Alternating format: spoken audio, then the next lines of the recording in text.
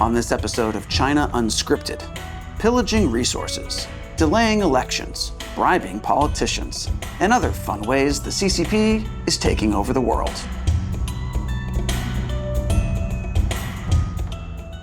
Welcome to China Unscripted. I'm Matt Ganeshta.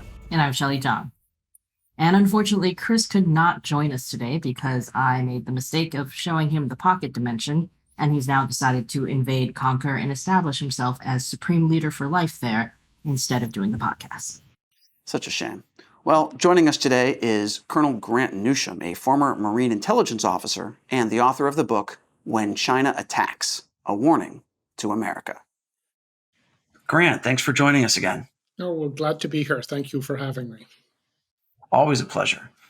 Now, you just got back from a visit to the Solomon Islands, a Pacific island nation that the CCP has been trying to infiltrate for some time. Has the CCP built its naval base there yet? Well, they haven't built the naval base yet, but one thing at a time. They're certainly getting their claws into the place. They've already got them. And I'd say if on the current trend, if things continue, it's just a question of time till they've pretty much got the place. There's still some time left, but not much. When you say time, how long are we talking? Oh, a year and a half, maybe. Until what? Like it's completely overrun? Oh, I think until you have the Chinese with really control over the government, complete control over everything that matters, the levers of power, and it becomes a one-party state full of proxies, people who are bought off by the Chinese, and the Chinese get exactly what they want from the Solomons. That's what I'm getting at, is the total control over the government, the economy, just as I say, the press, the police, etc. And you will have a place that is dominated, as I said, by a one-party organization run by a dictator, basically. And the Chinese have it. And at that point, you see that other things start to happen, and that's probably when you will see the sort of the military component coming in. For example, there's something called the Pacific Island Games, or Pacific Games, that are coming up in November of this year. They're going to be held in Honiara and Solomon Islands. The Chinese have built the stadium, the facilities for this, and there's a belief that the Chinese are going to bring their security in for the games, and that they just might not leave.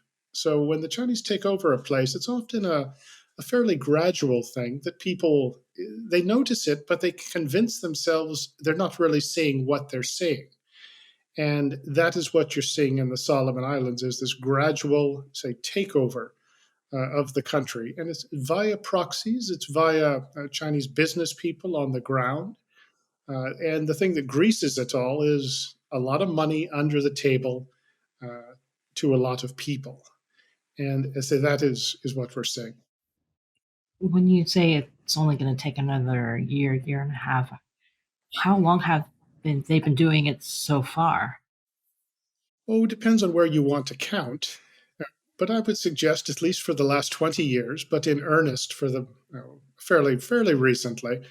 For example, in 2019, the Chinese got the guy who was in charge of the government to change recognition from Taiwan to the People's Republic of China.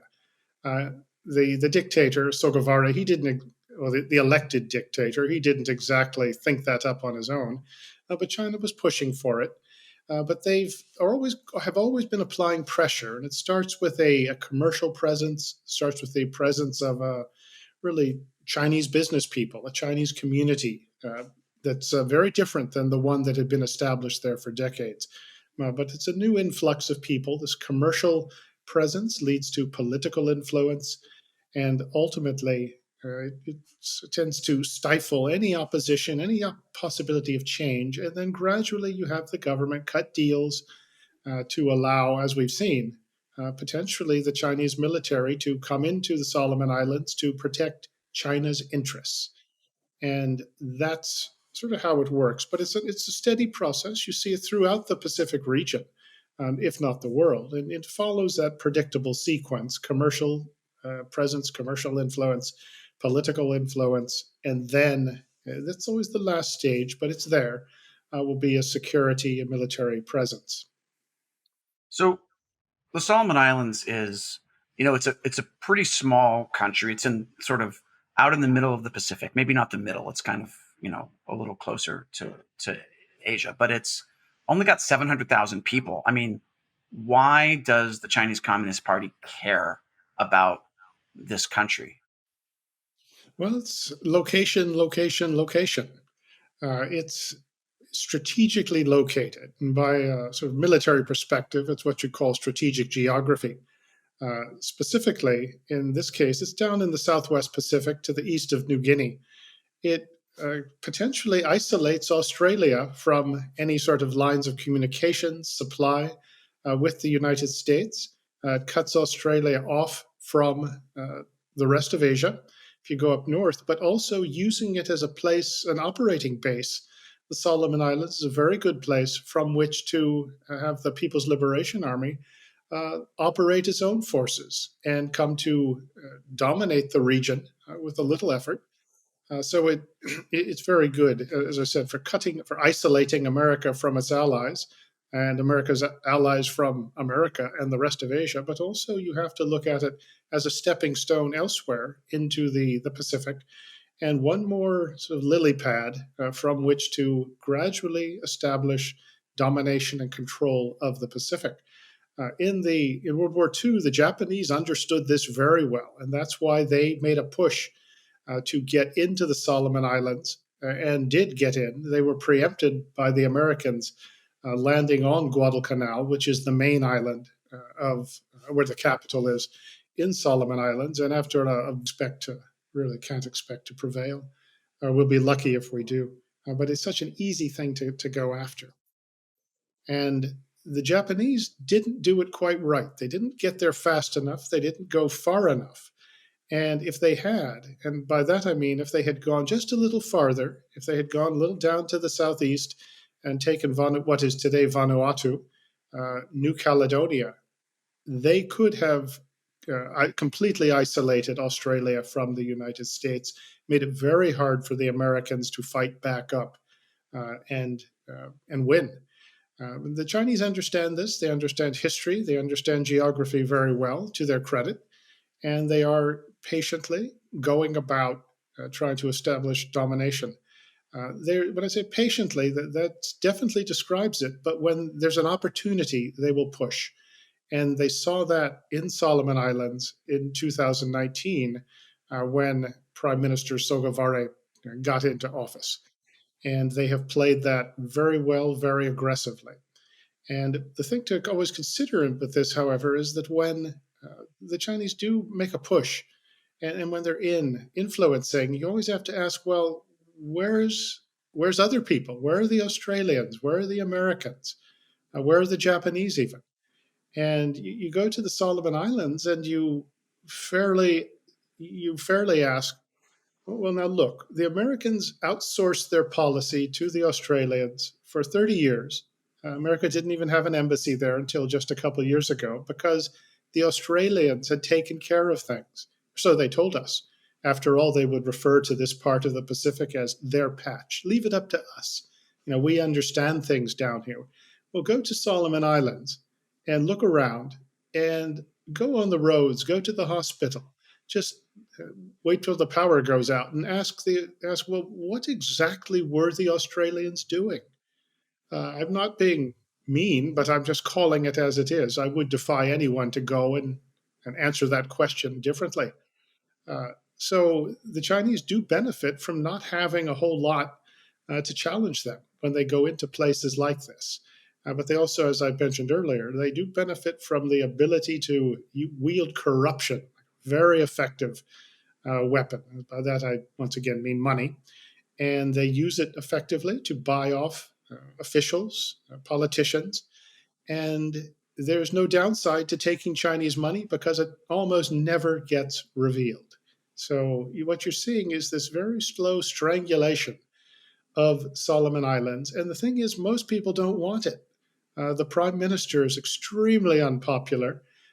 He was supposed to have an election this year, but he used Chinese money to buy off enough members of the parliament to change the constitution so that they could delay the election. And the excuse was, well, we have to hold these Pacific Games. We can't do both. We can't have games and an election, so let's have some games. And the Australians were sort of flat footed by this and didn't quite know how to respond. And they eventually said, well, we'll give you money for an election. But by the time they did it, it was too late. Sort of the momentum had kicked in. But people want that election. And you get down to the Solomons and you talk to people and you see the importance that they do place in the ability to choose their leaders. So when a prime minister, and I've used that word very loosely, effectively a dictator gets in, and his inclination is towards one party rule, permanent rule, and he starts playing around with elections. That is a very serious thing. And one imagines that there just might be a push to postpone them again. But this is the one thing that a lot of people are hoping on, is that somehow there's going to be a free and fair election next year, and that if things go as they seem, that you just might get a change of government. But that is going to be a dicey thing, given the nature of this government in Solomon Islands and also Chinese interests. They're not going to let this just go down without a fight.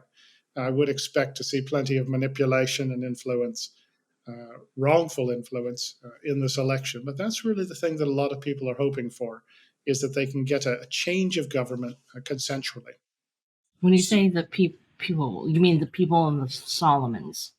Yes, that's right. Yeah, they're the ones that count.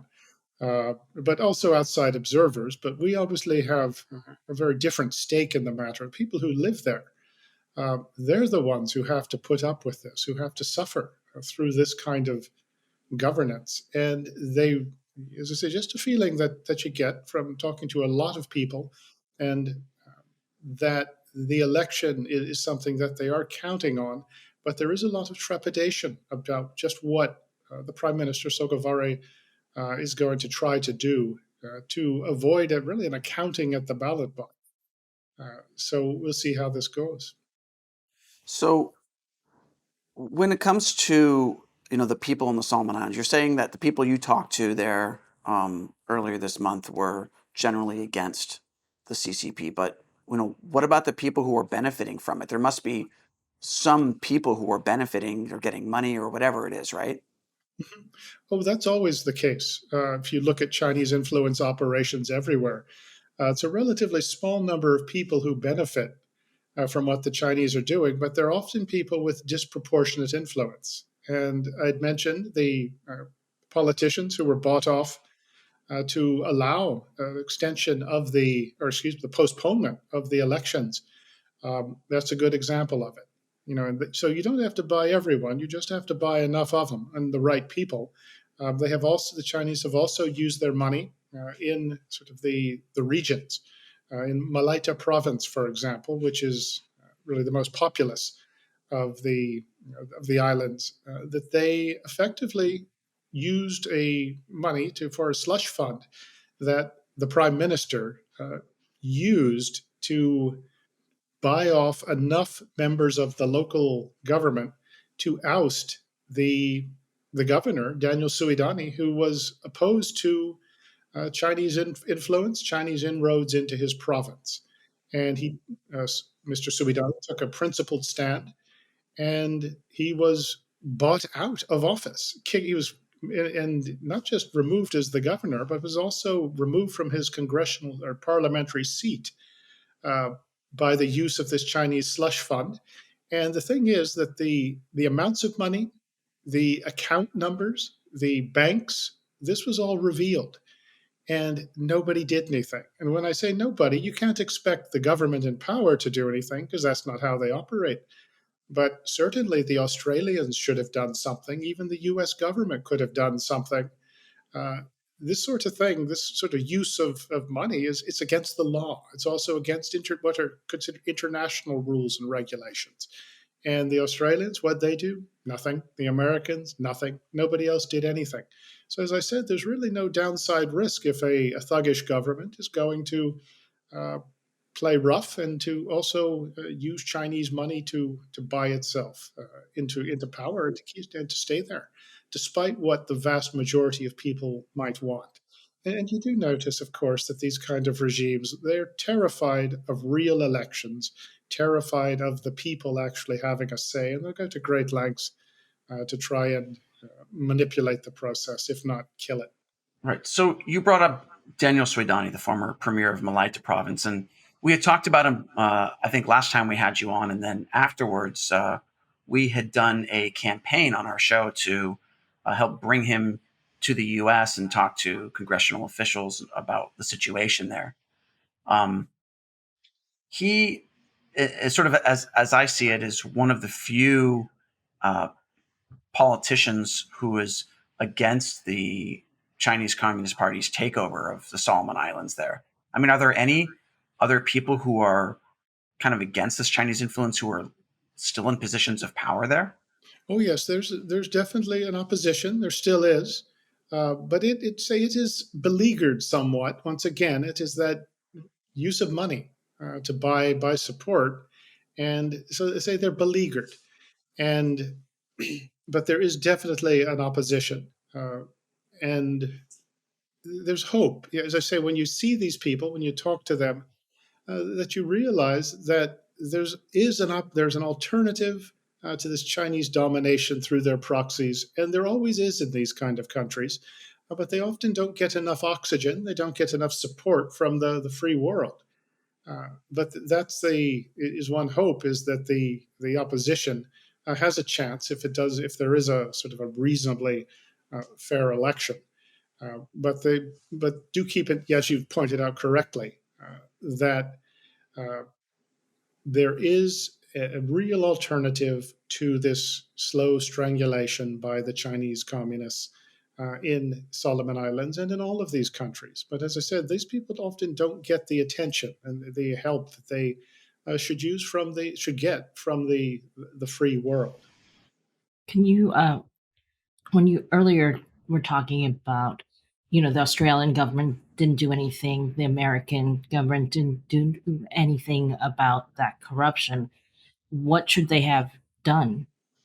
Well, first thing you do is you call in the CEO of one of these banks that was handling the money and saying, explain yourself. And if you can't explain yourself, well, your banking license is suspended for the next 6 months. You get the amounts of money and once again, and you publicize this or have local people publicize it. This sort of corruption is just hated by people in Solomons and everywhere else it takes place. Give them the information and give them the ability to publicize this to high heaven, exactly what is going on. And this is just one example. What you also do is you find say the local politicians in Solomons who have bought real estate in Australia, in New Zealand, and have bank accounts there, sometimes via their relatives or by cutouts. And it's not hard to find out at all. And you get that information and you start seizing things. You start arresting people if necessary. You cancel visas for people, cancel residence permits. You make it so there's a cost for people who are going to play with this sort of corruption, this sort of Chinese money. But you've got to go after it. And I've heard people on the who should know better just explain it away as well. That's the way it works there. There's nothing we can do. And really, one of the stupidest things I've ever heard is that, well, it's too hard to find out where the money is. I used to do this for a living. It's really easy. And when a government goes after it, it's even easier. The US, for example, has excellent financial intelligence capabilities, and so do some of the other countries that are involved here. But there has to be a desire to cut down and eliminate this corruption, make it so there is a cost to get it playing that game. As it is now, there isn't. Right. I actually, a few months ago, saw a copy of one of these documents that showed just like the list of all the money going to these different politicians. I mean, it would be funneled through some intermediary, right? Some project or something, but it was essentially like, $10,000 here, 20,000, 30,000 here. The sums weren't even that much, surprisingly. But like, you sell out to China for only $10,000. But it was very clear. You don't even have to do any further investigation, right? I mean, the information is already out there. Yeah, that really, this one wasn't even hard. This was proverbial shooting fish in a barrel. And as you look at the names of some of the banks on that list, and as I said, you call in the CEO and have him explain himself, and very fast. Does that ever happen? Not very often at all, unfortunately. There seems to be a belief, well, these people don't deserve better. Whatever the reason is, I can't explain it. But this one was pretty easy. But as I mentioned, there's the other corruption that is involved. And I say a lot of it has been going for years, as I said, through Australia, through New Zealand, into real estate. And it's gone elsewhere. And it's not hard to track down. But that is, if you don't go after that, you really reduce your chances of success considerably. Because that is really the grease or the juice that helps the Chinese operate and operate successfully and throwing their influence around. How much Chinese money is flowing into and through the Solomon Islands now? Oh, I don't have a figure, but what you've correctly identified is that it doesn't cost much. But what you do have is you have really Chinese domination of the timber industry, of the mining industries, of the fishing industries. And when what you notice when that happens is that very little of the money actually stays in the Solomon Islands. It goes somewhere else. And that is the nature of overseas Chinese business. It's a tiny percentage that will actually stay. And the locals just don't see much benefit from it. And you hear these complaints in all of those industries that I've just mentioned. Driving down the main road in Honiara, people would point out just rows of shops, and these are all Chinese owned, all of them, and there would be a few exceptions here and there, and they would note, as I said, that we don't see any benefit from it. The money doesn't stay here; it goes somewhere else. So this is all all of it creates its influence. It does tend to create, and as I noted, there's a political angle to it because that money builds political influence. As we've seen it happen, you buy off people. And there's also a sense, well, we don't want to get the Chinese mad because they do, say, build some other things for us. Well, they built us a stadium, for example. I would point out here, and it's worth noting that the Chinese have built a series of athletic venues for the Pacific Games, and they look nice, but the games are going to be held for about a week. And after that, what exactly are they going to be used for? Not much that benefits anybody. And then at the same time, and I had occasion to avail myself of it, if you go to the National Referral Hospital, which is the main hospital, it is pretty darn grim. And think about it. A stadium nobody's going to use, or a hospital that needs a whole lot of work and needs a whole lot of improvement. Which would you rather have if you were in the Solomon Islands? But who makes money off of the stadium? Well, politicians and the prime minister, I'll bet you. So here we are. It's it's almost like watching somebody slide off a roof from a distance, and you can see it happening, and you don't see much being done about it, if anything. I think though there is an awareness locally. And I would say I'm pretty sure the local American diplomats understand very well what's going on. But as is often the case, once they get beyond, say, the embassy and get back to Washington, they're just another country. You just get in line for whatever help, whatever support you might get from the State Department, from the administration. It is striking, actually, just how little support, little attention is given to a place like Solomon Islands, even though senior American officials have said in recent times, well, we're back, we're interested, we're going to be here, etc. But I would say if you go visit that hospital, you'll see it's just a lot of talk. at this point. But as I say, locally, the few Americans on the ground are doing their best and have done a good job. But it's a challenge to get in and just to cut from a couple of years now and try to sort of shift things.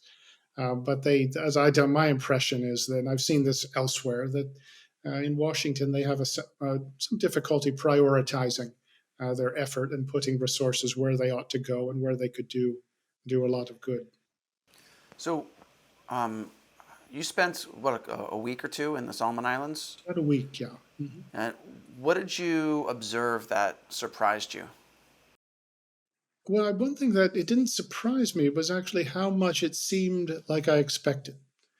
But one thing that did get me, I think, was as I said, if you go there and you say, okay, Australia, you've had the place for 30 years, what exactly have you done? I'm sure they can, the High Commission can put out a nice list of projects, et cetera, et cetera. But drive down the main road in Honiara and tell me what you think. It's supposedly it's being fixed and will be fixed in time for the games, but it's pretty rough. And if you get out of Honiara, the infrastructure is very bad.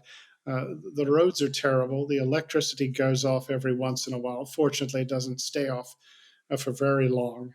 And as I said, it's that hospital that really made an impression on me as a place where we could do an awful lot of good if you took like a tiny fraction of the trillion that we blew in Afghanistan with nothing to show for it.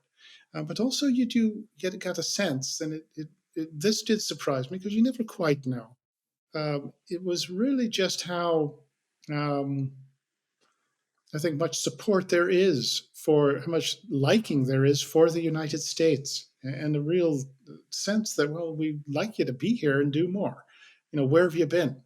You did get a sort of a goodwill towards the U.S., a real sense that also that people don't want a one-party state where others are getting all the benefits from it. That was, and I was also impressed with we call it the fortitude of some of the reporters, some of the journalists that I met. These are people who are operating in a very difficult environment where there is actually risk to reporting. And that's often not recognized, that there's a thuggery that comes along with an administration like Sogavares. And there'll be, threats made to reporters if they write certain things, say certain things. And yet there's a very diligent and very tough bunch of journalists there, but they are beleaguered. And I was very impressed with those people. I mentioned the hospital and the infrastructure is not good. But the staff, the local staff there, really just, I thought, manifested the best when it comes to the Hippocratic Oath of actually, trying to help people and do your best with what you have. I was very impressed with that. Uh, just one example that I would point out of the challenges that they face at the hospital is one of the doctors, one of the surgeons, was able to get a scholarship to go to sort of do an short internship in the United States. But he cannot apply for a visa in Solomon Islands. He has to fly to Port Moresby, which is very expensive, because the embassy in Solomon Islands doesn't offer visa services, consular services like that. And that is and the embassy, the people there, they understand that problem, but they don't get the support, I gather, or I imagine, from Washington. Whatever it's easier to make excuses than to actually do something. But this is an example of how just a little help can go a long way. But these are some of the things that really did impress me, was really a sense that if the people just had a chance, if there's a chance for an honest government in Solomon Islands, I think they could really make something of it. And I, of course, was with the Marines for a long time, so Solomon Islands and Guadalcanal, Iron Bottom Sound have a particular meaning for me. And I got to go see some of the locations, such as Bloody Ridge, where the Marines hung on by their fingernails and sort of saved things.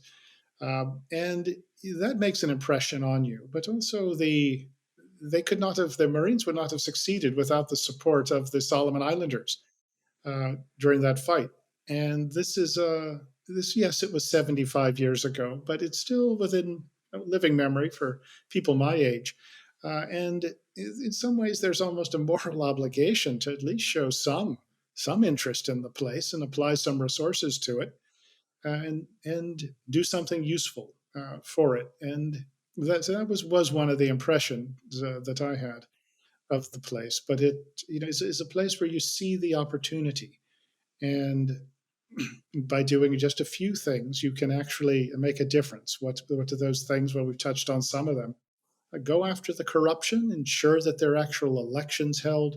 One idea is, fix fix the national hospital and make it work and keep running it. Make it a national project.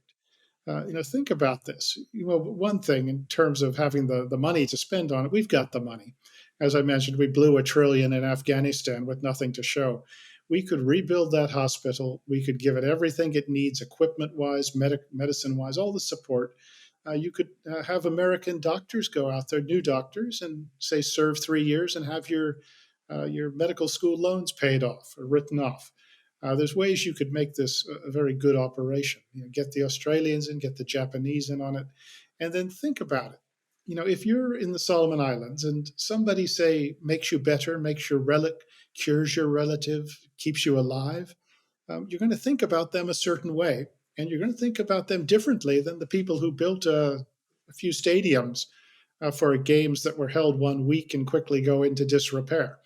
And this is such an obvious thing to do on just humanitarian grounds, political grounds, and for the people of the Solomon Islands, that it's certainly something that jumps out at me. And I've got a sort of a pretty strong belief that this is where some resources, the U.S. ought to apply some resources, and the payoff would be immense. And once you have a success somewhere, that tends to lead to successes elsewhere.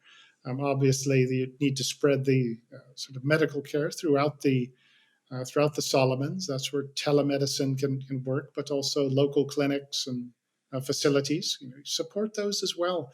The amount of money we're talking about couldn't be more than, I don't know, like a few days worth of Medicare fraud in the United States. It's not a whole lot of money.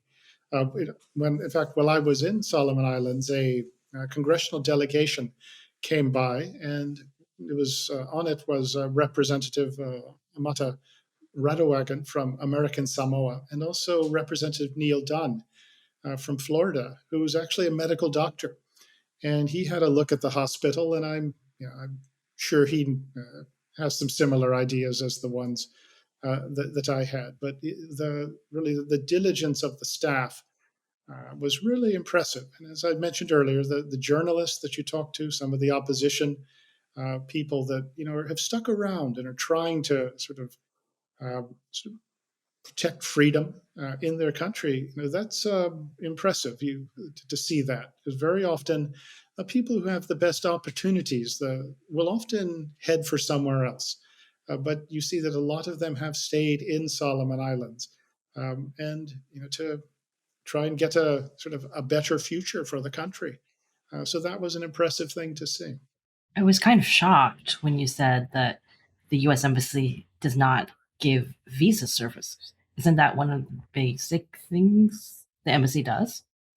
Oh, that's crazy talk. No, that's what they're supposed to do. At least I always thought of it as an embassy gives visas. I'm sure in Washington that they can list all sorts of excuses why it can't be done. But think about it. If you're a local, if you're someone there and you want to go to America, the only people who can go are rich people or corrupt people. And boy, that sends a real good message. You have something similar in Tonga, where the Americans recently opened an embassy. They did, of course, at the opening on what you call it, the seal. They misspelled the name of the city,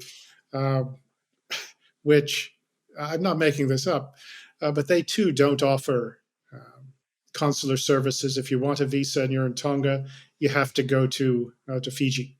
The idea was, of course, that as part of the payback for the Tongans helping us out in Afghanistan, that they'd be able to get visas in Tonga. Well, that promise didn't last all that long. But it is something that needs done. And, make no mistake, I would bet like all the money I have that the people in the U.S. Embassy in Honiara, they know very well. They would see me and raise me one, I'm sure, in terms of the importance of this. But you see just how hard it is to get the support they need from Washington. And once again, people in D.C. and State Department and elsewhere can rattle off any number of excuses why it's too hard why they can't do it. But they can do it, and they should do it. So it's an easy win to do these sorts of things. So the U.S. ambassador to the Solomon Islands can't just allow this kind of processing? No. Well, one, there isn't an ambassador yet. There's something called a charge d'affaires, who's the equivalent of the ambassador. But no, it's surprising just how little clout that an ambassador actually has, and particularly when it's a place like Solomon Islands. As I mentioned earlier, it's almost as if they're supposed to just get in line and take what we give you. All the while, they are watching this effort, this opportunity to try and arrest the loss of a country, a country turning into really a totalitarian one-party state. These simple things that you could do to say arrest it, they aren't given the resources that they need. And I say it's such a simple thing to do. And that is to just mention it, that one thing you notice, and say, as I've been around DC a fair amount and actually used to work for State Department, that you often find that nobody's really responsible for what happens somewhere. And I would choose Solomon Islands, and I would say the larger Pacific, that at a certain level, and this would be back in Washington, because make no mistake, everybody in an embassy takes this seriously and does their best. But at a certain level at the management, that nobody's responsible for the success or failure of American policy in the region. So if it succeeds, they'll of course take credit for it. But if things don't happen, nothing much happens, well, they'll just go along to their next assignment, eventually retire, move to a think tank. But there's no downside to actually not succeeding, not producing. And there's plenty of people who will go to meetings and will go on junkets and say, we're back, we're stepping up our game, etc. But they don't really have any responsibility, as I said, for the success or failure of the policy or what we're doing out there. And you see this play out in the Solomons like it does in a lot of other places. Unfortunately, it sounds a little cynical, but I think you reach a point at which you, I think, can make that observation with some accuracy. So I guess my question would be, how can I get one of these lucrative jobs in the U.S. government where I have no responsibilities? Pass the Foreign Service exam and get promoted about 10 times. No, I'm being you get promoted when you fail, right? You fail up. Oh, well, that applies. That's how I understand. Well, the military can see you on that one as well, with this 20 years of success in Iraq and Afghanistan, and you'd think everybody won the war 20 times. It's part of the deal. But every once in a while, there's plenty of people around, and you'll get enough of them together, lined up, who want to get something done, and they just want to get it done and to do something good. And that's why you always have a little optimism that somebody's going to make it their thing. As I said, for example, rebuild that hospital in Solomon Islands. They're going to make it their thing, and they're going to get all the necessary parties together to get it done.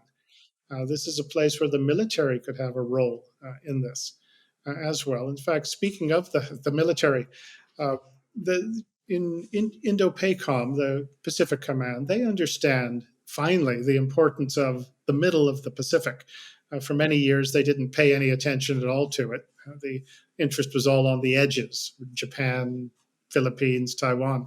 Not so much the middle. That was, in fact, like one of these old maps you would see in medieval days where you'd go out a little in the ocean and you had waterfalls where the world ended, or the sea dragons, where that's kind of how they looked at it.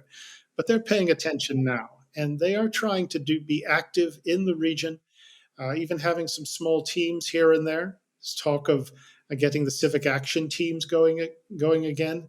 And also, just before I forget, Peace Corps just might come back to Solomon Islands.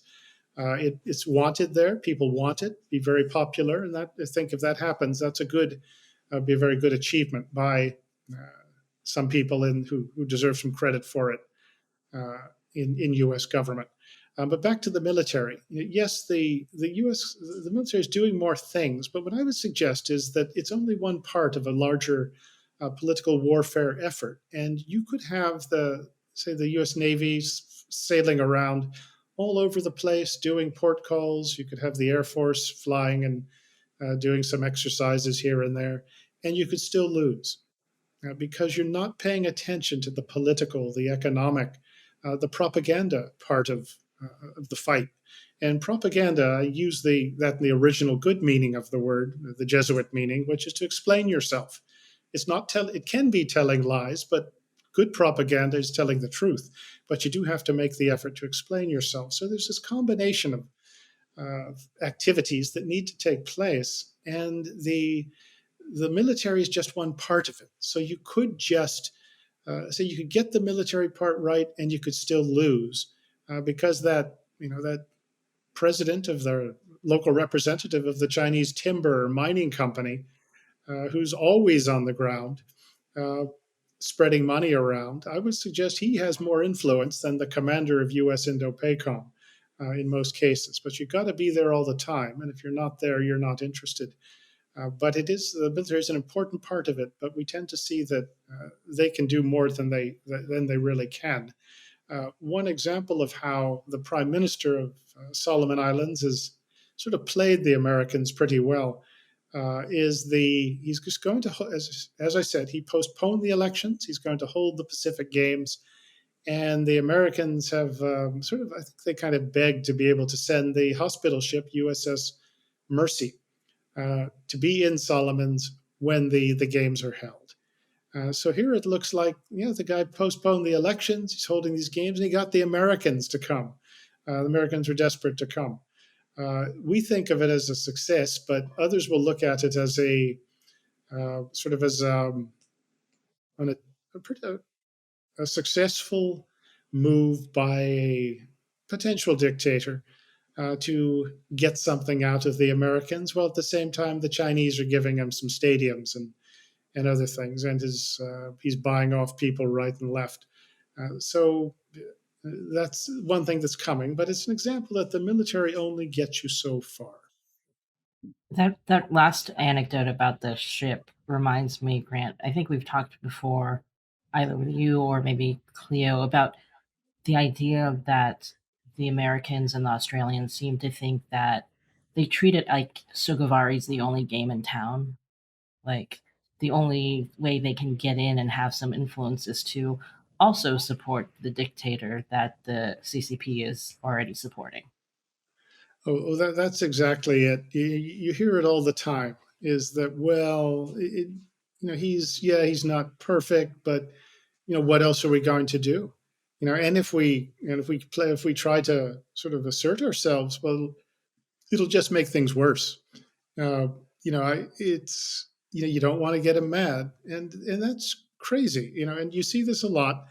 Is that in all of these places that get taken over by a sort of a dictator, that there's always an opposition. There's always a lot of people who don't want it, but they don't get the attention they deserve.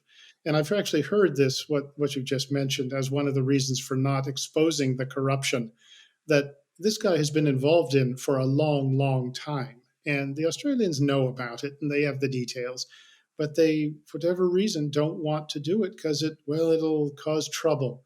Uh, whatever. And you hear this all the time, and it's something that we need to get over. And if we don't, we can't expect to prevail, or we'll be lucky if we do. But it's such an easy thing to go after. The U.S. doesn't exactly have a great track record when it comes to regime change, right? So, what's the difference between many of the U.S.'s failed attempts in whether it's the Middle East or in Latin America, and supporting an opposition party in the Solomon Islands? Good question. I think And it's probably worth a few shows, actually, because it's a complicated thing, but it's something where I think we don't pay enough attention to the importance of uh, accountability in a regime, in a government. Uh, that we tend to think and we also tend to think that there's not enough. There's no real option to it. At least he provides stability. If we do something, we might have bigger problems, et cetera, et cetera. But a lot of it does come down to not giving enough attention, enough support to the people who don't want, the people who want consensual government, who want the freedoms that we take for granted. Give them support, and also make life miserable for the people who are going after those people, the ones who are trying to take over. So you can make life plenty miserable for them. So that once again, all their money disappears. They get presented with unexplained wealth orders.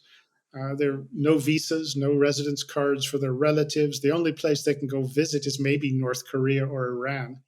But we don't make life difficult for the guys who are trying to strangle sort of honest, consensual government.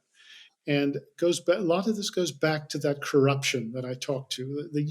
Corruption is one thing, but also it's the use of money uh, and corrupt activities to build political support and to keep it. If that doesn't get exposed, then the people who want an honestly run place, they have a very difficult time. And this is where we could do so much good, and we don't really do anything. Ironically, a couple of years ago, I think it was Team Biden announced something called the Corruption Initiative or Anti-Corruption Initiative, and this was going to be a sort of a new assault on corruption around the world, and this is going to be a real centerpiece of foreign policy.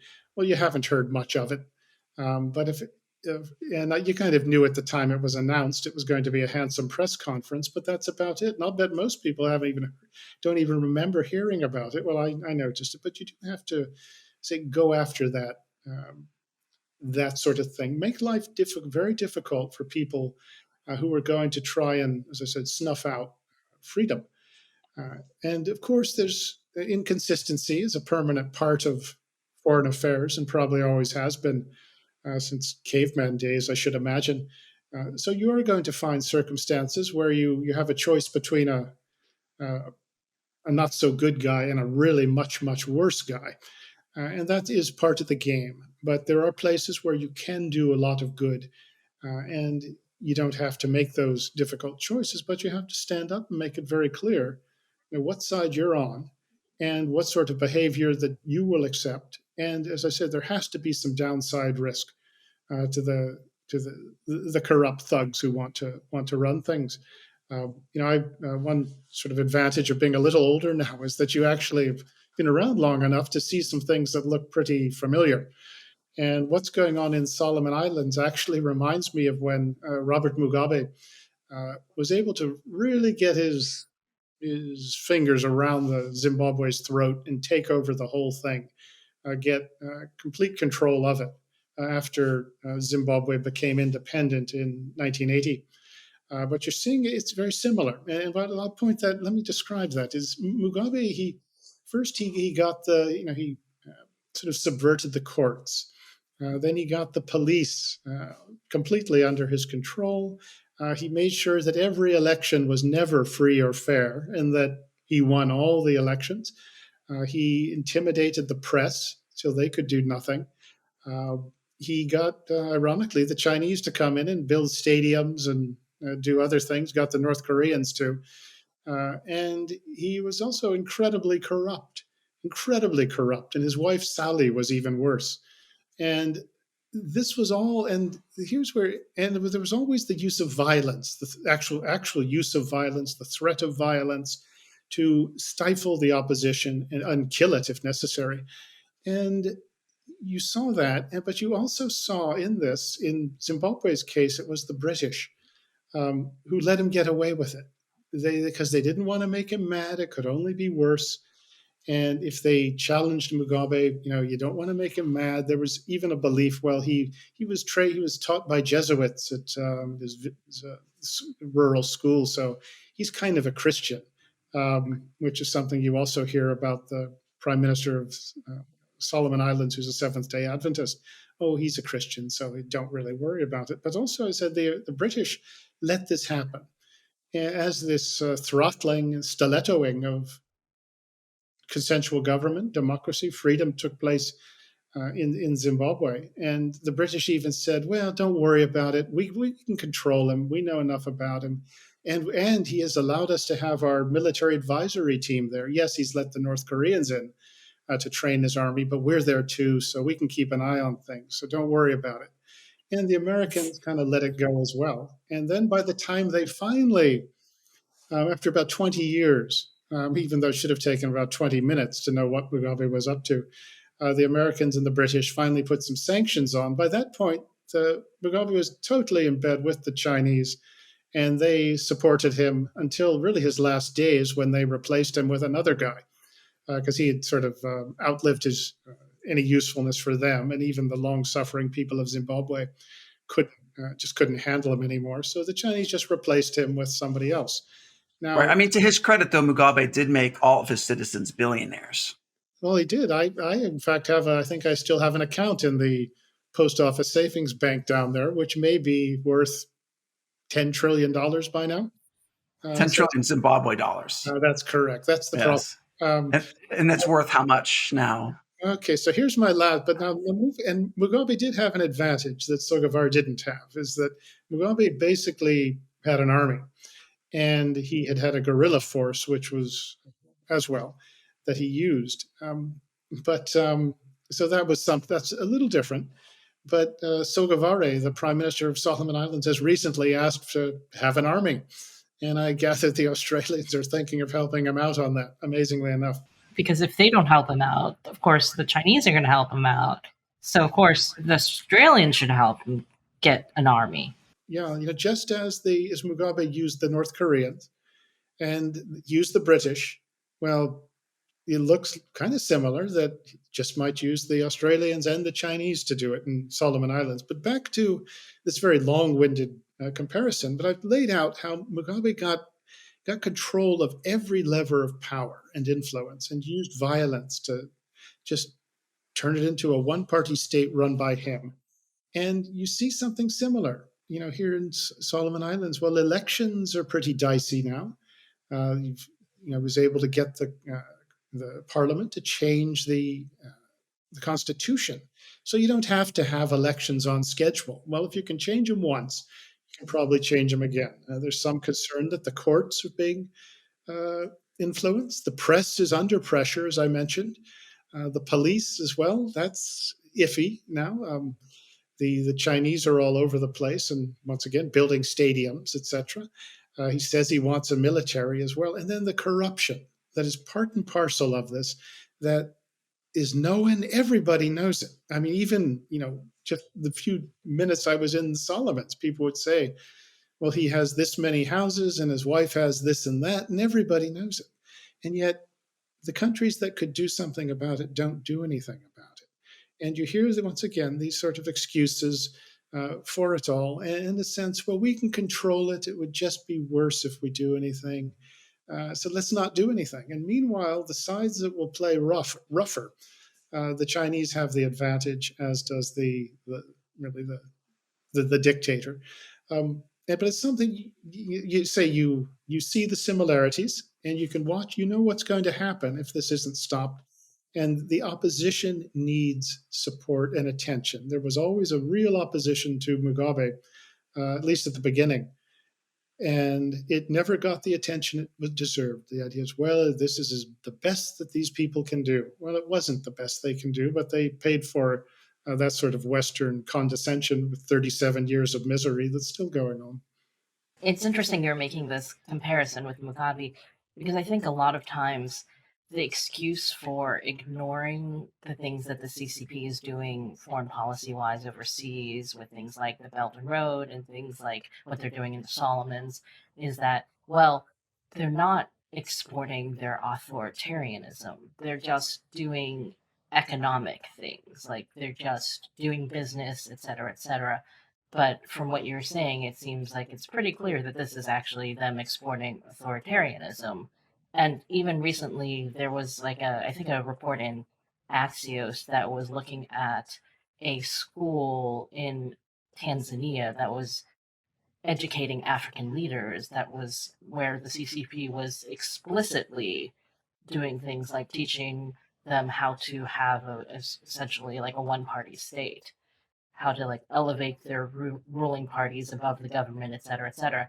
And I just want to ask you, how do you think that there is an acknowledgement at all now in the American government or in Western governments that this is the CCP exporting authoritarianism, or is it just not clear enough? Well, I think there's more of an awareness than there's ever been, although it's probably 25 years too late. Uh, but there is an awareness now, and certainly compared to 4 or 5 years ago, when you couldn't even say China was an adversary, and that was if you were in the military. So there is an awareness that this is the nature of the Chinese Communist Party, and really what you described, Shelley. It's what else would we expect of a communist party if when they can't help themselves, sort of like a dog licks itself. It just can't help it, and the one-party state is their thing. There's nothing democratic or consensual about the CCP. Power comes out of the barrel of a gun. The idea of an election has a fair election is about like a vampire looking at a cross, uh, to this system, and that's what you get when you apply. When it goes overseas, it just can't be helped. And there's sort of so it actually is a pretty good match for a certain type of person who wants to run a country, wants to loot it, wants to do very well for himself, and wants that power. But when you get actual people who understand, how a sort of consensual government works, how an honest government works, they just repulsed by what happens. There's a certain affinity that certain people have for what the CCP has to offer. But the West, once again, can't expect its ideas to sell itself. It has to be out there and has to be in the fight. And too often it isn't. It's just an assumption that, well, things will work out, or yeah, we're better than them, the arc of history, et cetera, et cetera. But not quite. Sort of a thug with a lot of money can burrow himself into a country pretty well if he wants to and make life miserable. But there is more awareness than there ever has been. At the same time, we're now having successive American officials making the pilgrimage to China, to the PRC, to talk to the Chinese. I guess the latest is Gina Raimondo, of Secretary of Commerce. What on earth they expect to accomplish, I'm not sure. There is no deal to be cut, but there's more of an awareness than there ever has been. But I'm not sure that we're willing to do what's necessary to take them on. Well, you recently wrote an article, and I'll put the link below, called "The Way to Take on China is to Make It Personal." So, can you tell us about those tactics and how the U.S. government could apply things to put pressure on China by making it personal? Sure. The some things even I can figure out, and this is one of them. And if you look at the nature of the Chinese Communist Party and that regime, well, is willing to let its citizens suffer to no end to keep power, so they can keep power. They don't care. They'd be glad to sacrifice millions in a fight if necessary. Xi Jinping has even said, well, you just may have to eat bitterness or eat grass, to sort of keep us in power, basically. And so that's something you have to consider is, what is it? These people are not going to operate based on what is good for the bulk of their population. They're going to operate on what is best for them personally. And the one thing that scares the hell out of them is the immense wealth that they have amassed. These are the top people in the Chinese Communist Party, this immense wealth, much of it which is overseas, And they also ideally have a few relatives overseas with green cards. They have businesses overseas. And it's hidden over there. And ironically, it's hidden in places like the United States, UK, Australia, Canada. And that is, they're not supposed to do that. So the idea that I point out in the article is let's find this stuff, let's expose it, and make sure that every single person in China knows this. When you have 500 million people in China who live on $5 a day, well, they're not going to be very happy about their leaders who have, 6 condos in New York City and 3 businesses and have a half dozen relatives who are ensconced in the United States. And this is a very attractive line of attack that would actually put some real pressure on the Chinese Communist leadership. I would suggest that actually us building our military, while it's important, and even applying economic sanctions on China, while those can be useful, it doesn't have anywhere near the personal threat, the personal fear that exposing this ill-gotten wealth that has been looted from China and moved overseas. That will really get you some mileage. And we saw this happen actually around 2011-12 when Bloomberg and the New York Times did some excellent investigative reporting, and they uncovered the overseas wealth of certain Chinese Communist Party leadership, including Xi Jinping's family.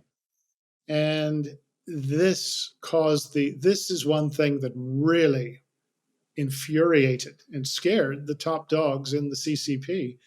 And they put the pressure on Bloomberg and New York Times. Bloomberg rolled over completely. New York Times less so, but they haven't covered the topic. And I was even told recently by somebody that a reporter for a very well-respected outlet, and there are a few, well, not many, but there are a few, was told, you can write about anything, but not about CCP leaders' wealth or Xi Jinping's wealth. And that shows you just how much of a third rail this is for the West, and we should know better about this. I don't know why the US government hasn't jumped on this opportunity, but this is something we should be exposing. One good way to do this would be just make it like, say, every Tuesday afternoon. Voice of America is going to announce so-and-so has this, this, and this. And you'd have people standing by to find out what exactly it is.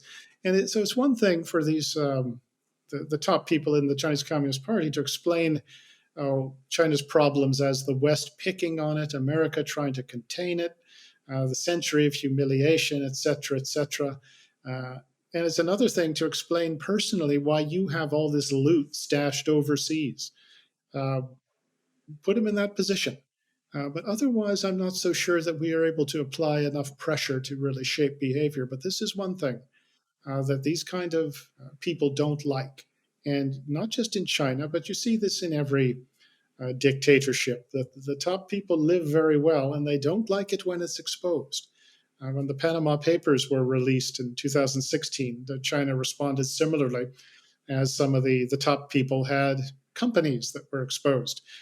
So it shows just how sensitive this is, and with a little effort, it's not at all hard to figure it out.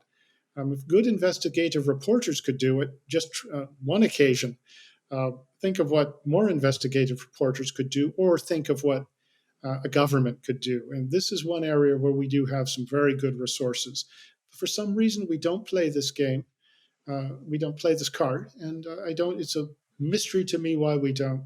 But I would rather have us do this and try this more than have to fight it out and lose tens of thousands of lives or more. I mean, I think everyone would. Well, it gives some hope that there is this path to weakening the CCP leadership without having to actually, fight in a military warfare. So, I mean, but that would destabilize China maybe, and the CCP might be bad, but at least it's stable. oh, shit. Doing that. So, do you work for the State Department, Shelley? I'm going to take the Foreign Service exam. Yeah, she used to work for the U.S. Navy. I heard this so many times. The last thing we want is a nuclear-armed China that's having problems. Well, look, we've lived with Pakistan with nuclear weapons. I'd rather take my chances with an irate Chinese Communist Party leadership that's worried about these 500 million people asking about their money. I'd take my chances with that rather than a shootout if I could.